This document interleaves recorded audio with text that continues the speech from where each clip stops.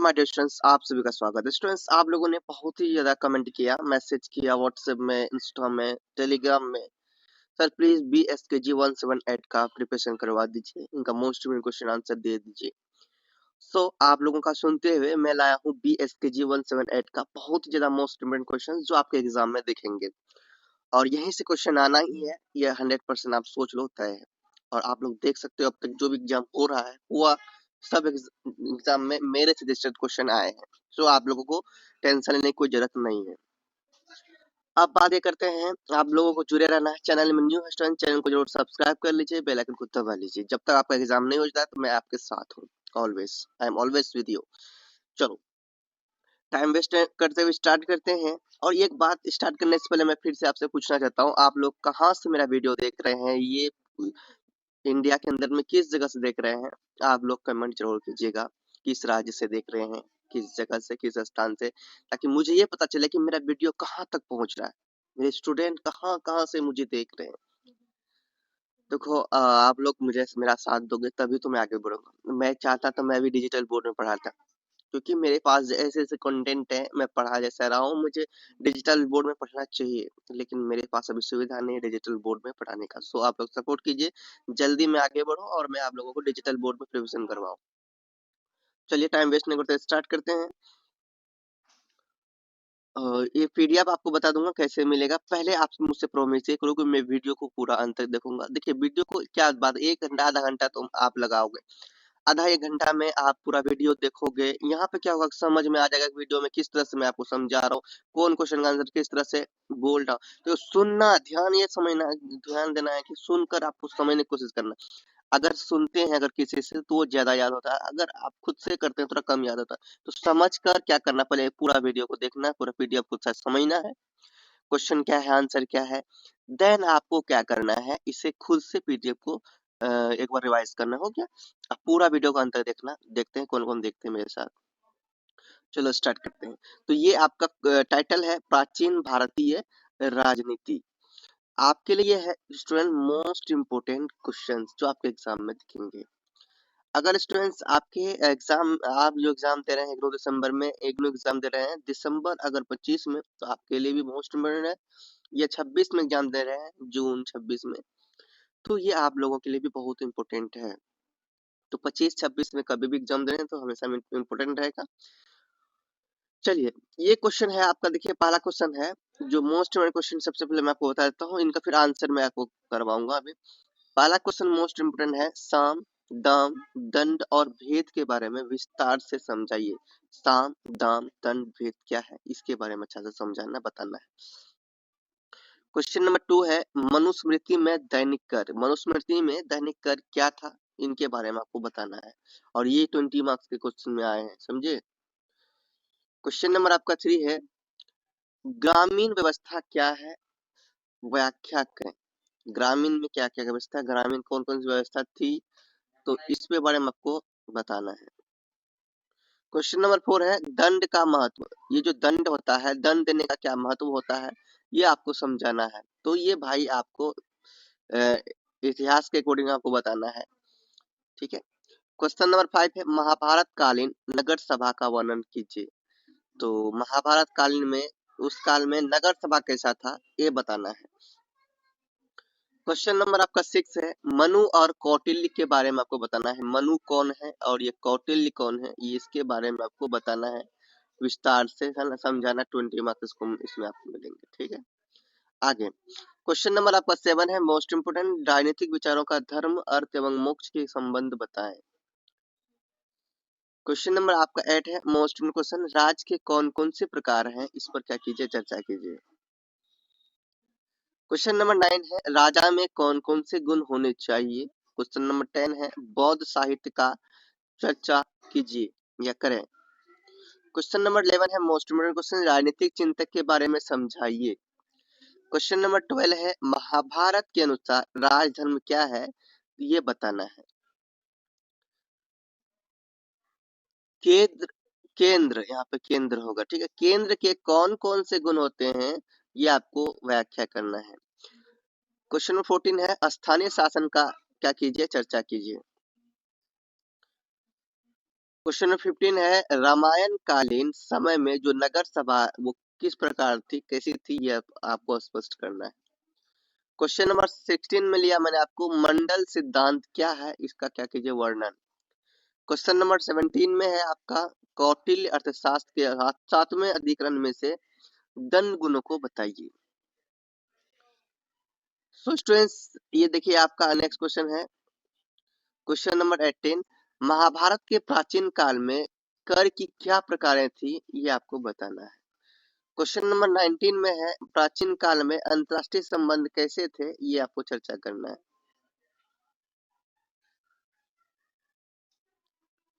और question number 20 है most important question, मंत्रिपरिषद का क्या अर्थ है, उनके अधिकार एवं कर्तव्यों का विस्तृत रूप बताइए। तो ये आपने देखा स्टूडेंट मोस्ट इम्पोर्टेंट क्वेश्चन, अब इनका हम लोग आंसर करेंगे। और ये बताओ, आपका जो एग्जाम होगा इसमें से आपको क्वेश्चन अलग अलग टाइप के दिखेंगे, ठीक है। क्वेश्चन देखिए 10 मार्क्स के भी दिखेंगे, क्वेश्चन 5 मार्क्स के भी दिखेंगे और 8 मार्क्स के, इस तरह से क्वेश्चन दिखेंगे। तो आपको 10 मार्क्स में आपको 250 वर्ड्स में लिखना है। कितने वर्ड्स में? 250 वर्ड्स में। उसके बाद फिर 8 मार्क्स वाले में आपको एटलीस्ट 200 वर्ड्स में लिख देना है। अब 5 मार्क्स में आपको लिखना है 1 पेज, ठीक है। 1 पेज लिख देना है, मतलब 100 वर्ड्स में। इसमें 2.5 पेज, इसमें 2 पेज, ठीक है, और इसमें 1 पेज, ऐसे करके आपको लिख देना है। चलिए, अब यहाँ से आपका स्टार्ट होता है स्टूडेंट। देखिए कुछ मैंने हिंट 10 लिखा है, कुछ मैंने टेक्स्ट या मैंने पीडीएफ बनाया रेडी किया था।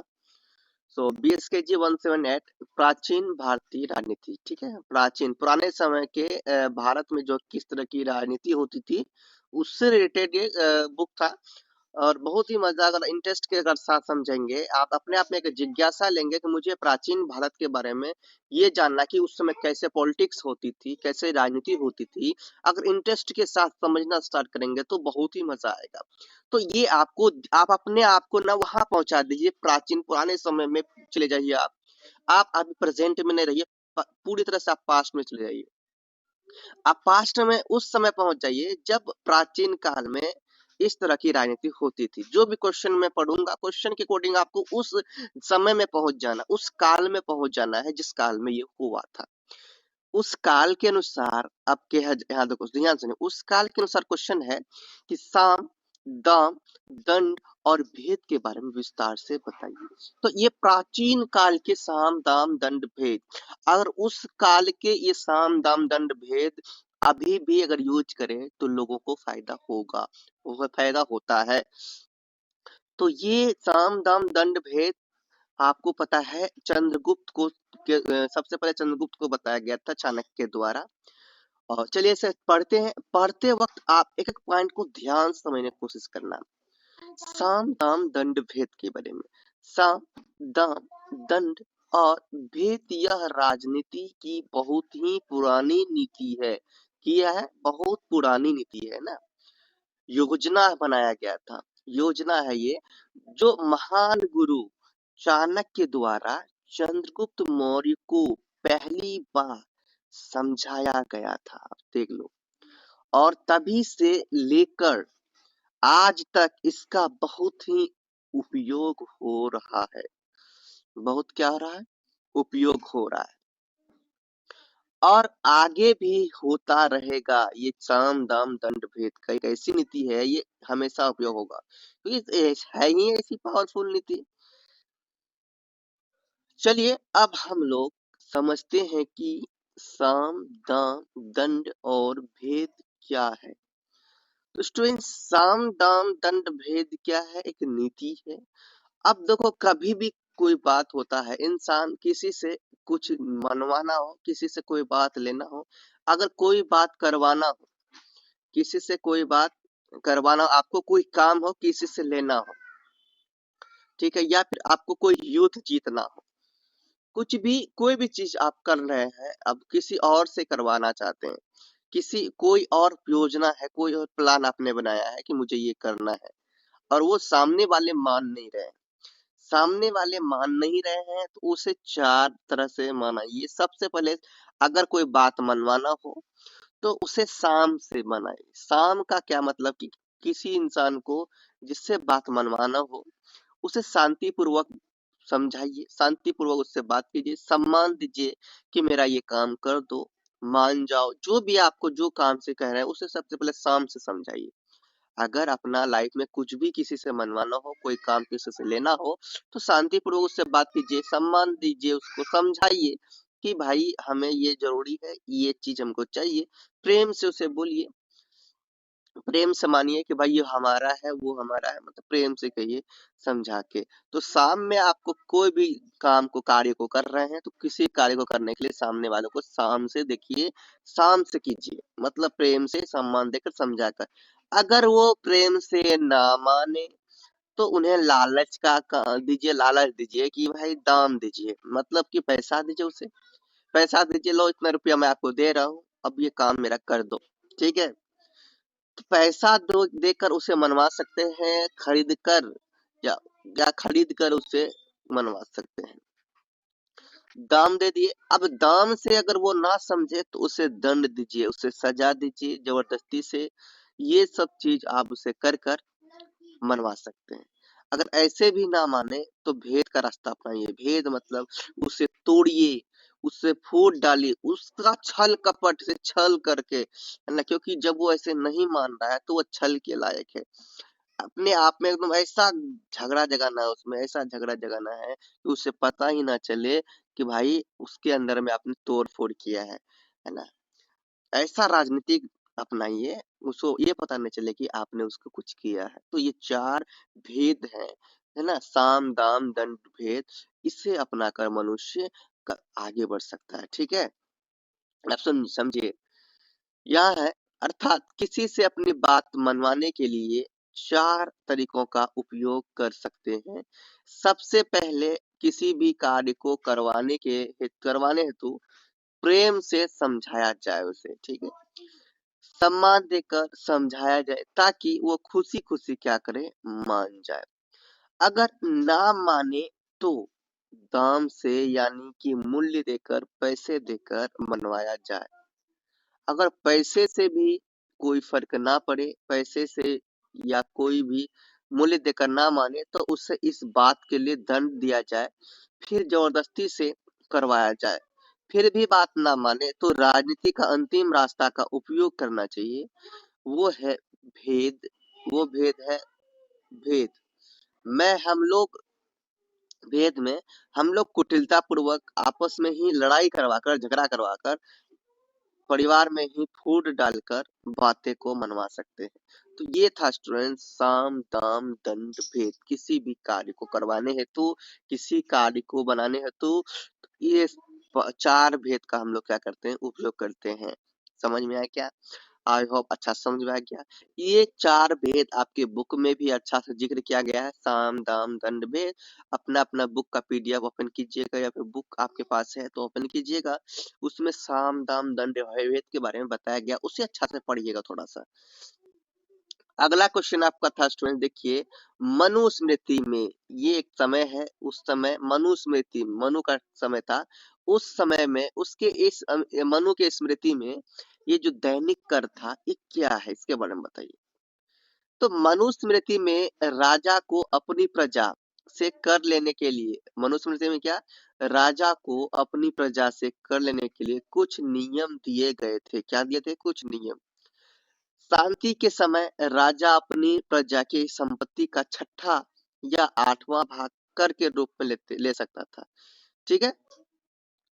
राजा अपनी प्रजा की संपत्ति का कितना भाग, 6ठा या 8वां भाग क्या करता था, कर के रूप में लेता था, ठीक है। और मनुस्मृति के अनुसार राजा का कर्तव्य है कि वह राज्य की रक्षा करे और प्रजा को खुश रखे। कर लगाने के लिए राजा को अपने प्रजा से उचित ढंग से परामर्श करना चाहिए, ठीक है। और करों को ईमानदारी से और योग्य कर्मचारियों के माध्यम से वसूलना चाहिए। राजा को प्रजा के साथ पिता पुत्र के संबंध की तरह क्या करना चाहिए, व्यवहार करना चाहिए। तो ये मनुस्मृति में दैनिक कर था, ये सिस्टम था उनका। तो मैंने आपको ये समझाया, ये सिस्टम था। इसे अपने दिमाग में जोड़कर बड़ा से बड़ा पॉइंट आप बना सकते हैं, थोड़ा-सा बड़ा लिख सकते हैं। ठीक है, 2 से ढाई पेज आराम से खींच सकते हैं। इसे समझ गए ना, इसे समझ गए तो अपने मन में छोड़िए, कहानी बनाइए दिमाग में। आप छोटे 2 क्लास के 3 क्लास के बच्चे नहीं कि आपके दिमाग में इमेज नहीं बनेगा, आपके माइंड में स्टोरी नहीं बनेगा। तो देखो बड़े-बड़े मूवी जो बनाते हैं वो दिमाग में सोचते हैं तभी तो बनाते हैं इतने बड़े स्टोरी। तो आप भी क्या कर सकते हैं, सोचिए, इससे रिलेटेड अपने दिमाग में सोचिए और उसे लिख दीजिए एग्जाम में, कहानी खत्म। अगला स्टूडेंट आपका क्वेश्चन है, क्वेश्चन नंबर 3, ग्रामीण व्यवस्था क्या है, व्याख्या करिए। ये प्राचीन काल के अनुसार, ये अभी की व्यवस्था अनुसार की नहीं, ये प्राचीन काल के अनुसार पूछा जा रहा है कि ग्रामीण व्यवस्था क्या है। तो ध्यान समझिए, ग्रामीण व्यवस्था एक ऐसी सामाजिक आर्थिक व्यवस्था है जो ग्रामीण क्षेत्रों में प्रचलित होती है। किसमें होती है, प्रचलित होती है ग्रामीण क्षेत्रों में, गांव वाले क्षेत्रों में। यह व्यवस्था ग्रामीण क्षेत्रों के जीवन, अर्थव्यवस्था और प्रशासन से जुड़ी होती है, जिसमें गांव की सामाजिक संरचना, कृषि, रोजगार और सरकार द्वारा प्रदान की जाने वाली सेवाएं क्या होती है, शामिल होती है। ग्रामीण व्यवस्था के अंतर्गत सामाजिक संगठन, आर्थिक गतिविधियां, प्रशासन और सुविधाएं शामिल है। ग्रामीण व्यवस्था का मुख्य उद्देश्य ग्रामीण लोगों की जीवन स्तर में सुधार करना और उनके विकास को बढ़ावा देना है। आई होप समझ में आ गया ग्रामीण व्यवस्था क्या है। अब आपका नेक्स्ट क्वेश्चन था यहाँ पर, क्वेश्चन नंबर 4। ठीक है, क्वेश्चन नंबर आपका 4 था यही कि दंड का महत्व को समझाइए। ये जो दंड जो दिया जाता है, ये दंड क्या होता है, उस समय प्राचीन काल में जो दंड दिया जाता था, इस दंड का क्या महत्व था, क्यों दंड दिया जाता था, समझिए। दंड का मतलब है गलत काम करने पर दिया जाने वाला दंड। दंड का क्या मतलब था, अगर कोई इंसान कोई गलत कार्य कर लिया है तो उस गलत कार्य को करने से क्या किया जाता है, उसे दंड या सजा दी जाती है। ठीक है, गलत कार्य किया है तो प्राचीन भारतीय राजनीति में दंड को राज्य का मुख्य आधार माना गया था। कोई इंसान अगर उस समय कोई गलती कर लेता था, उस गलती के लिए उसे क्या करता था, पहली बात तो गलती करने के लिए कोई अलाउ नहीं था, और गलती कर लिया तो उसके लिए उसे कठोर दंड दिया जाता था।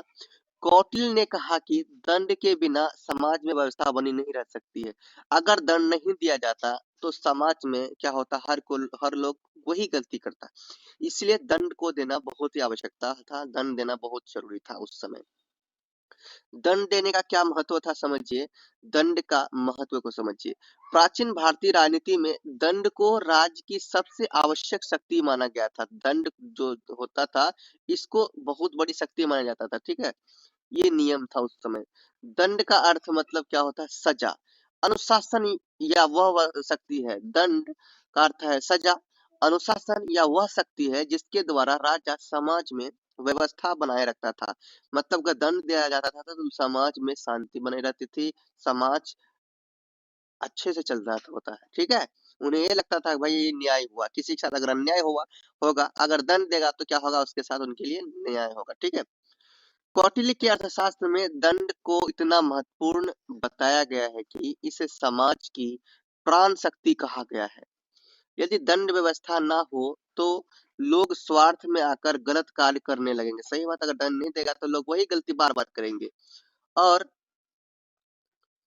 समाज में अराजकता क्या हो जाएगी, फैल जाएगी। ठीक है, आगे, दंड का सबसे बड़ा महत्व यह है कि यह अपराधों को रोकता है। दंड देते हैं तो लोग ये देखता है भाई ये हम अगर गलती करेंगे तो हमें भी ये दंड मिलेगा, इससे क्या होगा, अपराध रुकेंगे। जब व्यक्ति जानता है कि गलत काम करने पर उसे निश्चित रूप से सजा मिलेगी तो वह नियमों का पालन करता है। सही बात है, अब उन्हें पता है कि भाई अब दंड दिया जाता है तो वो नियम का, रूल का पालन करेगा। इससे समाज में अनुशासन और शांति बनी रहती है। दंड न केवल अपराधियों को नियंत्रित करता है बल्कि नागरिकों को सुरक्षा भी क्या करता है, प्रदान करता है। दंड न्याय की स्थापना में भी महत्वपूर्ण भूमिका निभाता है। दंड न्याय की स्थापना में क्या होता है, न्याय के लिए न्याय की स्थापना में महत्वपूर्ण भूमिका निभाता है। यह सुनिश्चित करता है कि गलत व्यक्ति को दंड और सही व्यक्ति को संरक्षण मिले। इससे समाज में न्याय की भावना बढ़ती है। महाभारत और मनुस्मृति दोनों में कहा गया है कि क्या कहा गया है कि दंड के समाज टिक नहीं सकता। बिना दंड के क्या हो नहीं सकता, समाज टिक नहीं सकता, क्योंकि दंड के अभाव में लोग अपने कर्तव्यों का पालन करेंगे। राजा भी दंड द्वारा ही शासन को मजबूत और स्थिर रखता है। बाहरी शत्रुओं, आंतरिक विद्रोहियों और भ्रष्ट तत्वों पर दंड आवश्यक माना गया है। दंड का सही और न्यायपूर्ण प्रयोग राजा को समृद्ध, सुरक्षित और शांतिपूर्ण बनाता है। ये क्वेश्चन यहाँ कंप्लीट होता है। मजा आ गया ना। चलो अब क्वेश्चन नंबर 5 देखते हैं। क्वेश्चन नंबर 5 है स्टूडेंट्स, महाभारत कालीन नगर सभा का वर्णन। महाभारत कालीन में जो नगर सभा कैसी थी इसके बारे में आपको बताना है, ध्यान समझिए। महाभारत काल में नगर प्रशासन का एक महत्वपूर्ण अंग नगर सभा थी। महाभारत में क्या था, महाभारत काल में ना नगर प्रशासन का एक महत्वपूर्ण अंग था, क्या, नगर सभा। यह शहर के जिम्मेदार, शिक्षित और अनुभवी और उच्च कुल के लोगों का एक समूह होती थी, जो नगर से संबंधित कार्यों का संचालन करती थी। इसे आज की नगर पंचायत या नगर परिषद जैसी संस्था माना जाता है। आज के समय में इस संस्था को, इस सिस्टम को नगर सभा, नगर पंचायत मानी जाती है, नगर परिषद मानी जाती है। नगर सभा शहर के समुचित विकास तथा जनता की जरूरतों को पूरा करने में महत्वपूर्ण भूमिका निभाती है। नगर सभा का पहला प्रमुख कार्य था नगर प्रशासन को व्यवस्थित करना। इसमें सड़कें, पानी की व्यवस्था, सफाई, रोशनी, सुरक्षा और नगर की संरचना की देखभाल शामिल थी।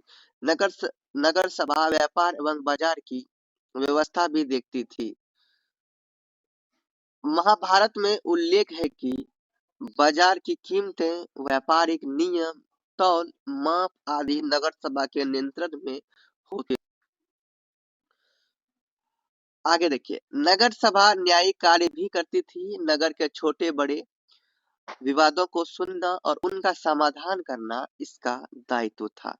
इससे लोगों को स्थानीय स्तर पर न्याय मिलता था और राजा पर बोझ कम होता था। राजा पर क्या होता था, इस पर बोझ कम होता था।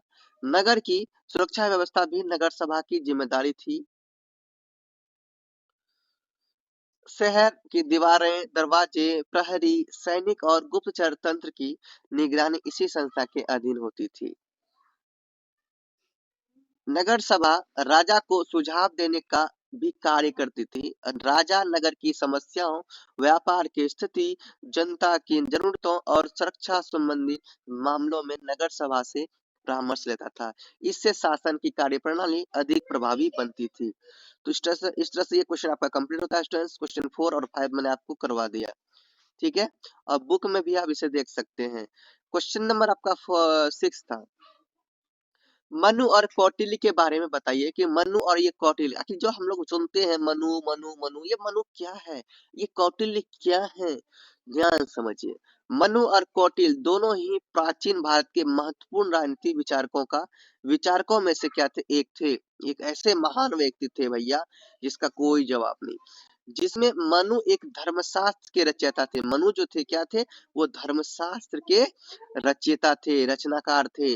और कौटिल्य जो थे वो चंद्रगुप्त मौर्य के प्रधानमंत्री थे और साथ ही साथ उनके आचार्य भी थे। कौटिल्य कौन थे, चंद्रगुप्त मौर्य के आचार्य, महान गुरु थे, ठीक है।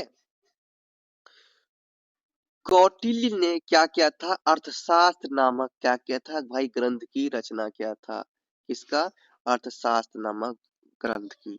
तो अभी आपने क्या देखा, मनु ने क्या किया था, मनु ने धर्मशास्त्र नामक बुक का रचना किया और कौटिल्य ने अर्थशास्त्र नामक ग्रंथ की रचना किया, ठीक है।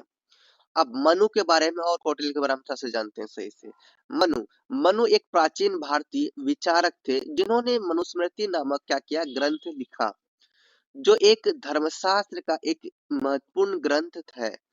मनुस्मृति में सामाजिक, धार्मिक और कानूनी नियमों का वर्णन किया गया है, जो प्राचीन भारतीय समाज के लिए एक आदर्श व्यवस्था प्रस्तुत करता है। मनु ने धर्म, अर्थ, काम और मोक्ष को मानव जीवन के 4 पुरुषार्थों के रूप में स्वीकार किया। किसकी से? मनु ने धर्म को, अर्थ को, काम को और मोक्ष को 4 पुरुषार्थों के रूप में क्या किया? स्वीकार किया। मनु ने राजा की भूमिका पर भी विचार किया है, जिसमें उन्होंने कहा है कि राजा को प्रजा के कल्याण, न्याय और धर्म के लिए चुना जाता है। राजा जो चुना जाता है, हम जो कोई शासन चुनते हैं, वो हमारे कल्याण के लिए चुनते हैं, ठीक है। अब बात करते हैं कौटिल्य की। तो कौटिल्य का जो दूसरा नाम था, वो चाणक्य और विष्णुगुप्त है। चाणक्य प्राचीन भारत के एक महान कूटनीतिज्ञ और राजनीतिक विचारक थे। कौटिल्य ने अर्थशास्त्र नामक ग्रंथ की क्या की थी? रचना की थी। जिसने अपनी ग्रंथ अर्थशास्त्र में राज्य की संरचना, प्रशासन, सेना, व्यापार, वित्त और कूटनीति जैसे विषयों पर क्या किया? विस्तृत रूप से चर्चा किया। कौटिल्य ने राजा को राज्य का महत्वपूर्ण अंग माना। राजा क्या होते हैं? राज्य के महत्वपूर्ण अंग होते हैं, ठीक है। और उसने कहा कि राजा को अपने राज्य की रक्षा और प्रजा के कल्याण के लिए हमेशा उचित उपाय करना चाहिए, ठीक है। तो ये मैंने आपको शॉर्ट में समझाया। आप इसके बारे में अपने दिमाग में जोड़कर बहुत सारे बड़े बड़े लाइन बना सकते हैं। आपका नेक्स्ट क्वेश्चन है स्टूडेंट, देखिए क्वेश्चन नंबर 7। राजनीतिक विचारों का धर्म, अर्थ एवं राजनीति के संबंध बताइए। राजनीतिक विचारों का धर्म, अर्थ एवं नीति के बीच गहरा संबंध है। धर्म अक्सर एक समाज के नैतिक सिद्धांतों और मूल्यों को क्या करता है? निर्धारित करता है। नीति वह है जो सामाजिक व्यवहार के नियमों को निर्धारित करती है। धर्म और राजनीतिक विचारों का संबंध नैतिक आधार सामाजिक शक्ति, राजनीतिक विचारधारा और राष्ट्रवाद से जुड़ा होता है। इसी तरह धर्म और नीति का भी संबंध नैतिक नियम, सामाजिक व्यवहार, कानून एवं सामाजिक नीति आदि से जुड़ा है। तो ये आपने देखा 7 नंबर। अब स्टूडेंट्स क्वेश्चन नंबर 8 और 9 इसे आप बुक में कर सकते हैं, ठीक है, बुक से देख सकते हैं। और इसे मैं अपने तरीके से मैं बता रहा हूँ। तो चलिए पहले क्वेश्चन नंबर 8 और 9 देखते हैं। क्वेश्चन नंबर आपका जो 8 है वो है, राज्य के कौन कौन से प्रकार हैं? जो राज्य होते हैं ये प्राचीन काल के अनुसार राज्य के कौन कौन से प्रकार थे और इन पर क्या करना है? चर्चा। प्राचीन भारतीय राजनीति में राज्य को एक संगठित व्यवस्था माना गया था। क्या माना जाता है? एक संगठित, ठीक है, कौन सा? संगठित व्यवस्था माना गया है, जिसमें जनता, क्षेत्र शासन और न्याय की व्यवस्था शामिल होती है। समय के साथ राज्य के स्वरूप और प्रकारों में कई परिवर्तन हुए। प्राचीन ग्रंथों प्राचीन ग्रंथ कौन कौन स्टूडेंट्स? मनुस्मृति, महाभारत, कौटिल्य अर्थशास्त्र आदि में राज्य के विभिन्न प्रकार का उल्लेख मिलता है। सबसे पहला प्रकार होता है राज्य का प्राचीन काल के अनुसार राज्य, ठीक है, कौन सा? राज्य, जिसमें राजा सर्वोच्च होता था। राज्य मतलब में क्या होता था? राजा क्या होता था? सर्वोच्च होता था, सबसे बड़ा होता था। प्राचीन भारत में यह सबसे सामान्य शासन प्रणाली थी। राजा जनता की रक्षा, न्याय और प्रशासन का मुख्य जिम्मेदार होता था। दूसरा प्रकार है गणराज्य, जिसमें निर्णय एक व्यक्ति नहीं बल्कि कई सदस्यों द्वारा सामूहिक रूप से लिए जाते थे। जैसे वैश्य, क्षत्रिय और अन्य गुणों द्वारा चलाए जाने वाले गणराज्य महाभारत और बौद्ध साहित्य में मिलते हैं, जैसे लिच्छवी और मल्ल गणराज्य।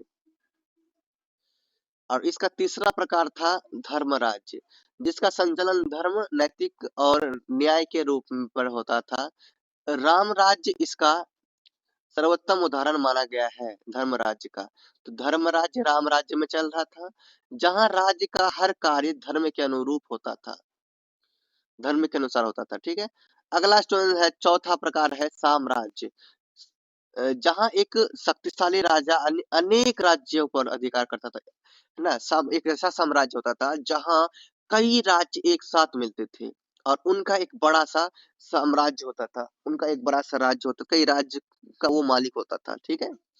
मौर्य साम्राज्य इसका श्रेष्ठ उदाहरण था। तो मौर्य चंद्रगुप्त मौर्य जब शासन कर रहे थे तो वो बहुत बड़े साम्राज्य का एक मालिक था, बड़े साम्राज्य को चला रहे थे। इसके अतिरिक्त स्वाधीन राज्य, अधीन राज्य, बड़े राज्य और छोटे राज्य जैसी अवधारणाएं भी मिलती है जो उनकी शक्ति और स्वतंत्रता के आधार पर पहचानी जाती थी। ये क्वेश्चन कंप्लीट होता है यहाँ पर। क्वेश्चन नंबर 9 है, राजा में कौन कौन से गुण होना चाहिए? प्राचीन काल के अनुसार स्टूडेंट राजा में गुण जो होते थे किस तरह के होने चाहिए बता रहे पूछ रहे हैं। तो प्राचीन भारतीय राजनीति में राजा को राज का संरक्षक, पालक और मार्गदर्शक माना गया है। महाभारत, मनुस्मृति और कौटिल्य अर्थशास्त्र में ऐसे अनेक गुण बताए गए हैं जो आदर्श राजा में होने आवश्यक है। बहुत अच्छे-अच्छे ऐसे अनेक गुण बताए गए हैं जो राजा में होना चाहिए। राजा के गुण राज्य की उन्नति, शांति और न्याय सुनिश्चित करते हैं। है सही बात है, राजा का गुण ही क्या करते हैं? राज्य की उन्नति, क्या शांति और न्याय क्या करते हैं? सुनिश्चित करते हैं। अगर राजा अच्छा होता है तो समाज में अच्छे से न्याय होते हैं, समाज का उन्नति होता है, समाज में शांति बना होता रहता है। सबसे पहले राजा में धर्म का पालन करने की क्या होना चाहिए? क्षमता होनी चाहिए। धर्म राजा वो होता है जो न्याय, सत्य, करुणा और नैतिक मूल्य के आधार पर राज्य चलाता है। सही बात है ना? दूसरा होता है न्यायप्रिय। राजा क्या होना चाहिए? न्यायप्रिय होना चाहिए। उसे सबके साथ समान व्यवहार करना चाहिए, चाहे वो गरीब हो या फिर धनी हो यानी अमीर हो। कौटिल्य ने कहा है कि राजा को प्रजा सुख महसूस करे। राजा को क्या करना होना चाहिए? राजा जब प्रजा जिसमें खुशी हो, राजा को उसी में खुश होना चाहिए, ठीक है? खुशी महसूस करना चाहिए। राजा में साहस और वीरता भी आवश्यक गुण है। उसे अपने राज्य की सुरक्षा करने और आंतरिक बाहरी संकटों का सामना करने में सक्षम होना चाहिए। इसके अलावा राजा को विद्वान और बुद्धिमान होना चाहिए। राजा क्या होना चाहिए? राजा बुद्धिमान हो, है ना, और विद्वान हो। शिक्षा से उसे नीति, अर्थशास्त्र, रण कौशल, प्रशासन, कूटनीति इन सब का ज्ञान मिलना चाहिए। ये सब का ज्ञान होना चाहिए। राजा को क्रोध, लालच, घमंड और अन्य बुराइयों से दूर रहना चाहिए। प्राचीन ग्रंथों में कहा गया है कि राजा का मन हमेशा नियंत्रित और शांत होना चाहिए।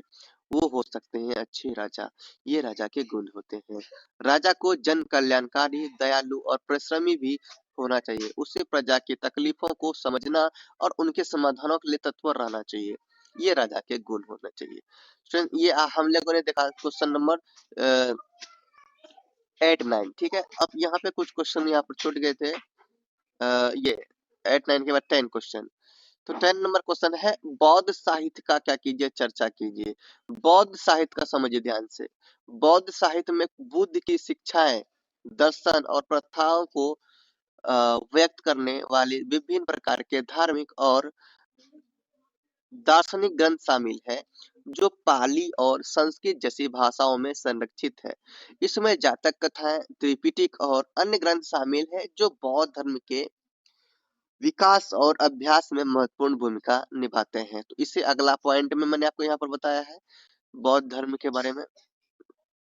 या बौद्ध धर्म की बौद्ध साहित्य की विशेषता को देखेंगे। तो बौद्ध साहित्य की प्रमुख विशेषता इस प्रकार देखी जा सकती है। पहली बात तो बौद्ध साहित्य की प्रमुख विशेषता में आता है नैतिक आचरण पर ध्यान दिया जाता है। तो बौद्ध साहित्य ज्ञान प्राप्ति के लिए अष्टांगिक मार्ग के रूप में सही कार्य, भाषण और विचार के नैतिक मार्ग पर क्या करता है? जोर देता है। अहिंसा और करुणा को बढ़ावा देना। बौद्ध ग्रंथों का केंद्रीय बिंदु अहिंसा और सभी प्राणियों के प्रति करुणा का संदेश है जो शांतिपूर्ण सह अस्तित्व को प्रोत्साहित करता है। दार्शनिक और विश्लेषणात्मक दृष्टिकोण। कई बौद्ध ग्रंथ जैसे अभिधम पिटक वास्तविकता और मन की प्रकृति को समझने के लिए एक गहन दार्शनिक और मनोवैज्ञानिक दृष्टिकोण अपनाते हैं। दृष्टांतों और कहानियों का समावेश। जातक कथाओं,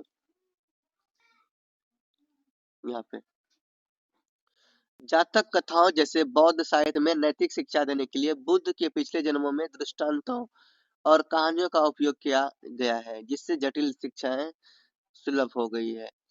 ध्यान और सजगता पर जोर। बौद्ध साहित्य जागरूकता और अंतर्दृष्टि विकसित करने के लिए विपश्यना और समाधि जैसी ध्यान प्रथाओं के महत्व को दिखाता है। दुख और मुक्ति के सार्वभौमिक विषय। बौद्ध धर्म शिक्षाओं का केंद्र बिंदु दुख यानी कि दुख की अवधारणा और आध्यात्मिक अभ्यास के मध्य से मुक्ति का मार्ग है। भाषा और लिपि। प्रारंभिक बौद्ध ग्रंथ पाली और संस्कृत में लिखे गए थे। प्रारंभिक बौद्ध ग्रंथ पाली संस्कृत में लिखे गए थे और बाद में स्थानीय भाषाओं में इसे लिखे गए, जिससे शिक्षाएं विभिन्न क्षेत्रों और संस्कृतियों तक क्या हो गया, पहुंचने योग्य हो गई। अब देखिए स्टूडेंट, नेक्स्ट क्वेश्चन क्या था आपका, आते हैं अपना पेज पर। क्वेश्चन नंबर 10 हो गया। क्वेश्चन नंबर स्टूडेंट आपका 11 है। क्वेश्चन नंबर 11 है, राजनीतिक चिंतक के बारे में समझाइए। राजनीतिक चिंतक का अर्थ है किसी समाज या समुदाय में शासन, सरकार और राज्य से जुड़े मुद्दों पर सोच विचार करना, सिद्धांत और मूल्यों को विकसित करना। यह राजनीतिक दर्शन का एक पहला महत्वपूर्ण हिस्सा है, जो राजनीतिक सिद्धांतों, शासन के तरीकों और सामाजिक राजनीतिक मुद्दों पर प्रश्न करता है।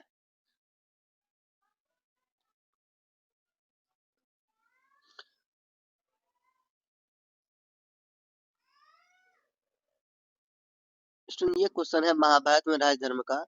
तो ये क्वेश्चन आपका वहीं से आया है, महाभारत में राज धर्म कैसी थी। तो स्टूडेंट चलिए इसे हम लोग भी करते हैं।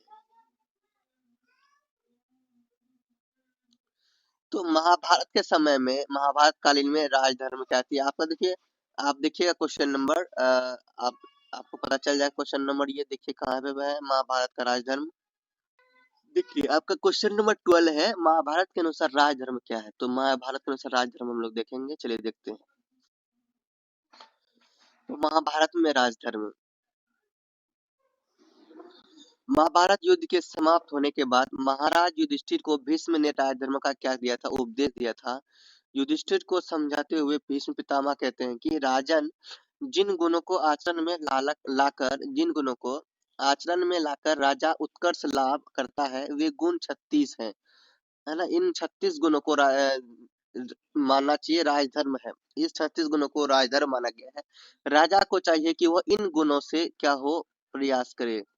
तो ये गुण इस प्रकार हैं, आप पढ़ लीजिएगा। राजा स्वधर्मो, राजा स्वधर्मो, राजकीय यानी स्वधर्म मतलब राजकीय कार्यों के संपादन हेतु नियत कर्तव्यों और दायित्वों का न्यायपूर्ण निर्वाह, ना। राजा स्वधर्मों का आचरण करे, स्वधर्म क्या करे, आचरण करे, परंतु जीवन में कटुता न आने दे।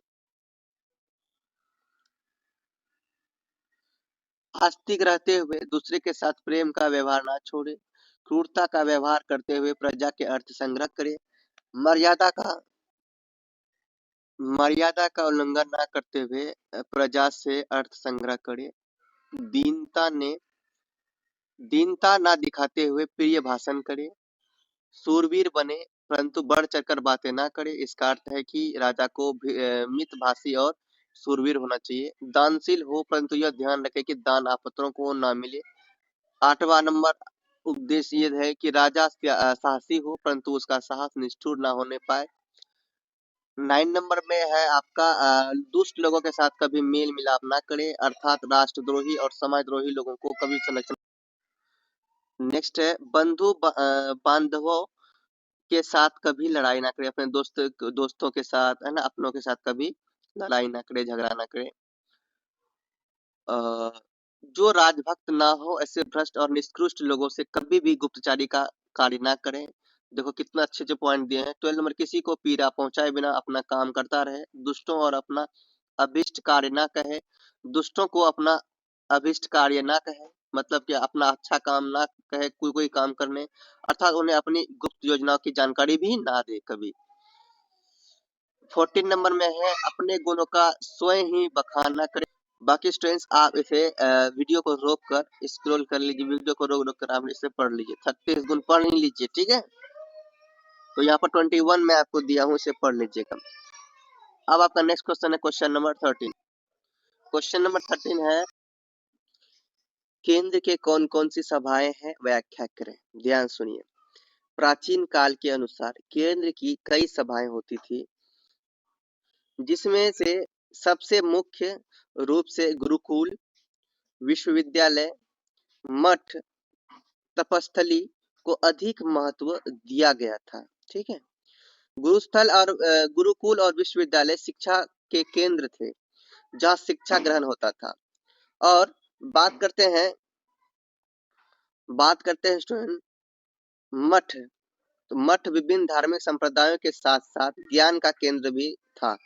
इसमें धार्मिक ग्रंथों का क्या होता था, अध्ययन किया जाता था, और साथ में धार्मिक ग्रंथ के माध्यम से धर्म का प्रसार भी किया जाता था। तपस्थली उस स्थान को कहा जाता था जहाँ बड़े बड़े ऋषि मुनि क्या करते थे, तप करते थे। ठीक है, तपस्या क्या करते थे। तो ये है स्टूडेंट्स। और इसके बारे में आपको तो पता ही होगा गुरुकुल में क्या होता था। ठीक है, मठ के बारे में आपको बता दिया। तो इसके बारे में थोड़ा सा आपने सोच सोच के बड़े लाइन लिख देना। ठीक है। अगला क्वेश्चन है स्टूडेंट्स क्वेश्चन नंबर 14। स्थानीय शासन का चर्चा कीजिए। स्थानीय शासन एक महत्वपूर्ण प्रणाली है जो नागरिक को शासन प्रक्रिया में सक्रिय रूप से शामिल होने और अपने स्थानीय मुद्दों को हल करने का अवसर प्रदान करती है। स्थानीय शासन नागरिकों को सरकार के कार्यों में भाग लेने का अवसर प्रदान करता है, जिससे वे अपनी स्थानीय समस्या को हल करने और विकास योजनाओं में योगदान करने में सक्षम होते हैं। स्थानीय शासन के लाभों में स्थानीय जरूरतों के लिए अधिक अनुकूल योजनाएं, बेहतर सेवाओं की आपूर्ति और स्थानीय भागीदारी के माध्यम से स्थानीय समस्याओं के लिए बेहतर समाधान शामिल है। तो ये क्वेश्चन हुआ। अब देखिए स्टूडेंट्स, क्वेश्चन आपका नेक्स्ट, रामायण और महाभारत कालीन शासन, इस पर है। इसे आप पढ़ लीजिएगा। रामायण और महाभारत हमारे देश के अति प्राचीन महाकाव्य है। रामायण कालीन शासन का रूप राजतंत्रीय था तथा प्रजा सुखी एवं समृद्ध थी। प्रशासन का अध्यक्ष राजा होता था, जिसे परामर्श और राज्य कार्यों के संचालन में सहायता लेने के लिए मंत्री, सभासद आदि होते थे। राज्य का वास्तविक उद्देश्य धर्म पालन और सदाचार को प्रोत्साहन देना, प्रजा की सुख समृद्धि को बढ़ाना तथा ज्ञान को संरक्षण प्रदान करना था। तदनुसार राजा का कर्तव्य था कि वह धर्म का क्या करे, पालन करे, सत्य की रक्षा करे, अधर्म का नाश करे, विनम्र रहे, देश की रक्षा करे, प्रजा की सुख समृद्धि को बढ़ाए आदि। रामायण से यह स्पष्ट होता है कि प्रशासन कार्य में मंत्रणा का विशेष महत्व और प्रचलन था। सभा या परिषद महत्वपूर्ण संस्था की थी और महत्वपूर्ण अवसरों पर नियंत्रण के लिए आमंत्रित की जाती थी। सभा में अमात्य तथा चारों वर्णों के प्रतिनिधि सदस्य होते। अमात्य मतलब कि वो गुरु होते थे। ठीक है, अमात्य कौन होते थे, गुरु होते थे। रामायण से पता चलता है कि अमात्यों के अतिरिक्त और भी अनेक राज्य अधिकारी प्रशासन के अनेक विभागों में बाधित था। महाभारत की अगर बात करें तो महाभारत को सप्तांगी कहा गया। महाभारत को क्या कहा गया है, सप्तांगी कहा गया है। इस युग में राजतंत्र को ही प्रमुख शासन माना गया है। राजा उच्च आदर्शों एवं कर्तव्यों का प्रतीक था। राजा का धर्म था कि वह मन, वचन और कर्म से न्याय करे, गरीबों पर अत्याचार न करे, अपराधी को दंड दे, प्रजा के कष्टों का निवारण करे आदि। सामान्यतः राज्याधिकारी वंशानुगत होता था। महाभारत में शासन की अनिवार्यता को स्पष्ट घोषित किया गया है। शासन ही राजा को सुरक्षित रखता है और राज्य में शांति एवं व्यवस्था स्थापित करता है। शासन के संगठन की दृष्टि से महाभारत में दो बातों का मुख्य रूप से विवेचन है। शासन के अधिकारियों और कर्मचारियों का तथा उनकी योग्यताओं का, है ना, इस दो बातों का विवेचन है। शासन के अधिकारियों और कर्मचारियों का, उनकी योग्यताओं का। शासन का अध्यक्ष राजा होता था। शासन का जो है अध्यक्ष होता था, कौन होता था, राजा होता था। इसके परामर्श के लिए अन्य मंत्री गण थे जो बातचीत करते थे, परामर्श लेते थे, वो उसके मंत्री गण थे। मंत्रियों के अतिरिक्त उच्च अधिकारी भी होते थे। महाभारत काल में विधि, दंड और न्याय का पर्याप्त महत्व था। संक्षेप में रामायण तथा महाभारत काल में प्रशासन का अत्यंत सुदृढ़ और प्रजाओं के अनुकूल था। तो ये मैंने आपको बताया। स्टूडेंट्स, बुद्ध काल के बारे में नहीं, मंडल सिद्धांत, ये भी आपका क्वेश्चन है। मंडल सिद्धांत का क्वेश्चन आता है, हर बार आ जाता है, तो ये आप लोग ध्यान दीजिएगा। मंडल सिद्धांत, तो मंडल शब्द का अर्थ है चक्र या घेरा। मंडल शब्द का अर्थ क्या है? चक्र या घेरा। अंतरराष्ट्रीय राजनीति के संदर्भ में इसका अर्थ है राजमंडल, अर्थात राजा और राज्यों का चक्र या घेरा। राज्यों के समुदाय में अनेक राज्य ऐसे होते थे जो दूसरों की भूमि तथा अन्य संसाधनों को हथियाने या फिर अपना प्रभाव क्षेत्र बढ़ाने की होड़ में लगे रहते थे। जैसे वर्तमान संदर्भ में अमेरिका, रूस व चीन विश्व के हर क्षेत्र में अपनी ताकत बढ़ाने में लगे हैं। पहले विश्व में 2 गुटों में विभक्त था, अब चीन तीसरा गुट बनाने में भी संलग्न है। ये देश अन्य देशों को अपने प्रभाव में लाने या रखने के लिए साम दान दंड भेद, साम दाम, यहाँ दाम होगा, साम दाम दंड भेद हर नीति को क्या करते हैं? अपनाते हैं जापान। आप सोचते हैं इससे आप यह समझिए कि हर देश को ना चाहकर अपने हित की रक्षा के लिए इस राजनीति में फंसना पड़ता है।